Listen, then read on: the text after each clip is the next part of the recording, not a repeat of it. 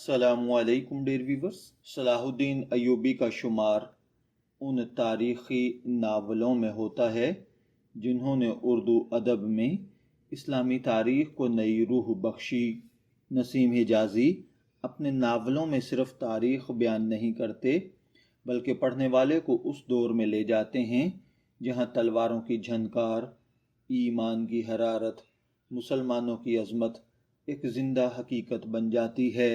नाक़दीन के मुताबिक नसीम हिजाज़ी की तहरीरों की सबसे बड़ी खूबी ये है कि वो तारीख़ी शऊर, जज्बाती असर और ड्रामाई मंजर कशी को एक साथ पेश करते हैं। क्या आपने कभी सोचा है कि कोई ऐसा हुक्मरान गुजरा है जिसके नाम से सलीबी अफवाज कांपती थी, एक ऐसा सिपहसालार जिसने बैतुल मक़दस को आज़ाद कराकर पूरी दुनिया को हैरान कर दिया। आज हम बात करेंगे उर्दू अदब के अजीम तारीख़ी नावल सलाहुद्दीन अय्यूबी की, जिसे पढ़ते हुए ऐसे महसूस होता है जैसे तलवारें हमारे सामने चल रही हों, घोड़ों की टाप सुनाई दे रही हो और जंगे हतीन की गर्द हमारे चेहरों तक पहुंच रही हो। ये सिर्फ़ एक नावल नहीं, ये ईमान, कुर्बानी, क़यादत और इस्लामी गैरत की दास्तान है।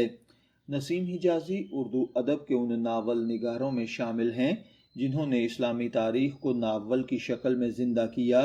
उनके नावलों में मुसलमानों के उरूज व ज़वाल, बहादुरी, कुर्बानी और इस्लामी तहज़ीब का गहरा रंग नुमायाँ नज़र आता है।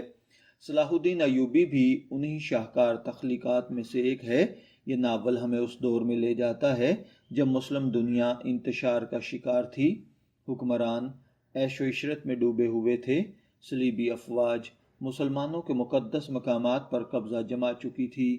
ऐसे तारीख दौर में एक मर्द मुजाहिद उठता है जिसका नाम था सलाहुद्दीन अय्यूबी। ये नावल सलीबी जंगों के दौर पर मबनी है, वो वक्त जब यूरोप के ईसाई अफवाज ने बैतुल मक़दस पर कब्ज़ा कर लिया था और मुसलमानों पर जुल्म के पहाड़ तोड़े जा रहे थे।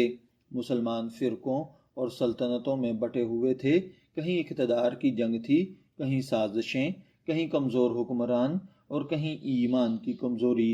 ऐसे माहौल में सलाहुद्दीन अय्यूबी एक ऐसे लीडर के तौर पर सामने आते हैं जो सिर्फ जंगजू नहीं बल्कि एक बेहतरीन मुंतज़िम, हिकमत अमली के माहिर और अजीम मुसलमान हुक्मरान थे। नावल की कहानी सिर्फ जंगों के गिर्द नहीं घूमती बल्कि मुसलमानों की अखलाकी, फ़िक्री और रूहानी हालत को भी बयान करती है।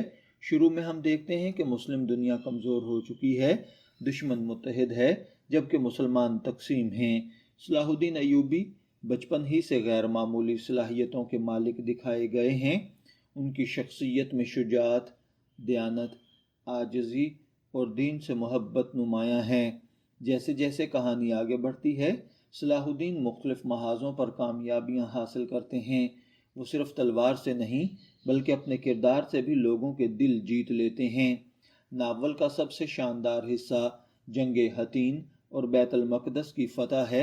नसीम हिजाज़ी ने इन मनाज़िर को इस अंदाज में लिखा है कि पढ़ने वाला ख़ुद को मैदान जंग में महसूस करता है।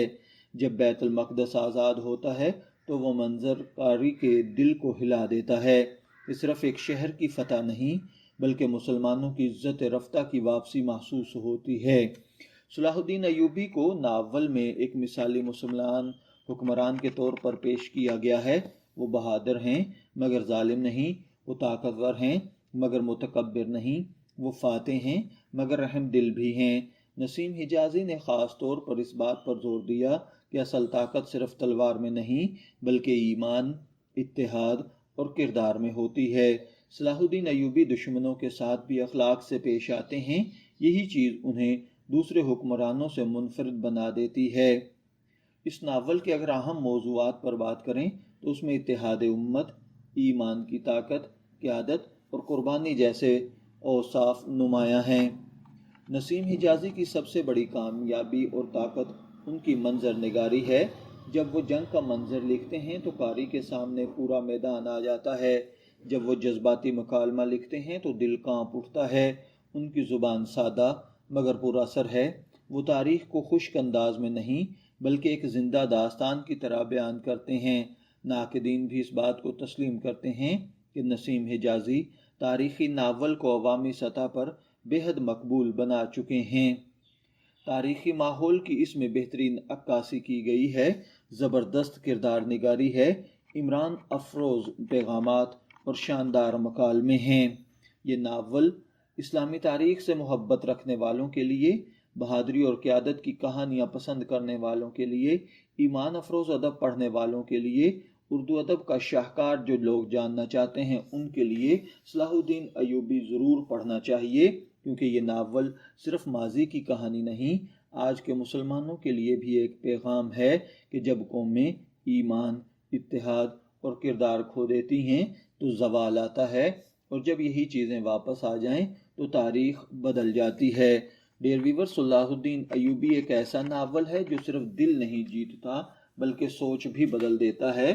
یہ ہمیں یاد دلاتا ہے کہ عظیم قومیں صرف ہتھیاروں سے نہیں بلکہ کردار، قربانی اور ایمان سے بھی بنتی ہیں۔ اگر آپ نے یہ ناول پڑھا ہے تو کمنٹ میں ضرور بتائیں کہ آپ کا پسندیدہ کردار کون سا تھا، اور اگر ابھی تک نہیں پڑھا تو یقین کریں یہ ناول آپ کو ایک نئی دنیا میں لے جائے گا۔ ویڈیو پسند آئے تو لائک، شیئر اور سبسکرائب کرنا مت بھولیے گا۔ اجازت دیجیے، پھر ملاقات ہوگی کسی نئے ٹاپک کے ساتھ۔ تب تک کے لیے اللہ حافظ۔